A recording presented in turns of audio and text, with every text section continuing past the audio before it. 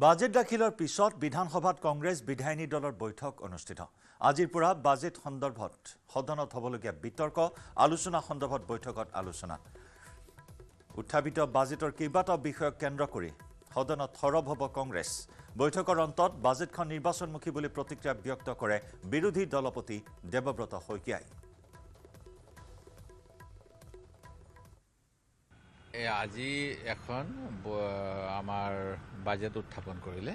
আমি ৰাতিপুৱাই কৈছিলোঁ যে বলদেৱ মহন্তৰ মই কবিতাটো অকণমান পঢ়িবলৈ চাইছিলোঁ, সুখ নাই চিৰৰ ধৰুৱাৰ, এনেকুৱা ধৰণৰ কথাখিনি আমাৰ অসমৰ যে জনগণৰ কিবা সুখ শান্তি দিব পাৰিব এই বাজেটৰ যোগেদি মোৰ বিশ্বাস নহয়। আৰু গোটেইখন নিৰ্বাচনৰ কাৰণে বাজেট বুলি ক'লে এটা বছৰৰ 1 এপ্ৰিলৰ পৰা 31 মাৰ্চলৈকে যিটো খৰচ কৰা হ'ব সেইটো কয়। এতিয়া তাতে পঢ়ি যাওঁতে কৈছে অক্টোবৰ মাহৰ পৰা আমুকটো দিম, মে' মাহৰ পৰা আমুকটো দিম।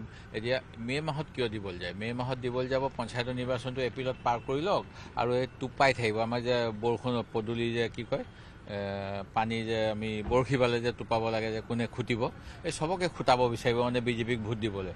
ঠিক তেনেকৈ 3 লাখ টকা দিব কৈছে উপাসনা থলীবিলাকক। এতিয়া 1.5 লাখ টকা এইবছৰ দিব, 1.5 লাখ টকা অহা বছৰ দিব।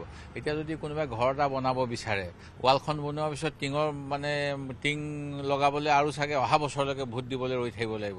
এনেকুৱা ধৰণৰ কিছুমান কাম কৰিছে অকল মানে ভোট কিনিবলৈ। আৰু প্ৰকৃততে যিবিলাক সমস্যা, যিবিলাকৰ কথা তেওঁলোকে কৈছিলে যোৱা সময়ছোৱাত, উদাহৰণস্বৰূপে আমাৰ 6 জনগোষ্ঠীক জনজাতিকৰণ কৰিম কৈছিল, আমাৰ অসম চুক্তিৰ মানে বাংলাদেশী নানো বুলি কৈছিল, তাৰপিছত আপোনাৰ চাহ শ্ৰমিকৰ মজুৰি 351 টকা কৰিম বুলি কৈছিল। এইবিলাক একো নাই। মই কালি এটা টিভি চেনেলৰ বাতৰি এটা পাইছোঁ, আমাৰ মন্ত্ৰী অশোক সিংঘাল ডাঙৰীয়াই কৈ আছে তহঁতি 6 মাহ কাম নকৰিলেও পইচা পাবি, 25,000 দিব নেকি। এইটো কি তাৰ কাৰোবাৰ ঘৰৰ পইচা লৈ আহিছিল নেকি? সিহঁতি নিজৰ য'ৰ পৰা আহিছিলে এই মানুহবিলাক। অসমৰ যদি ইয়াতে উৎপাদন নহয়, উৎপাদনমুখী কি আছে?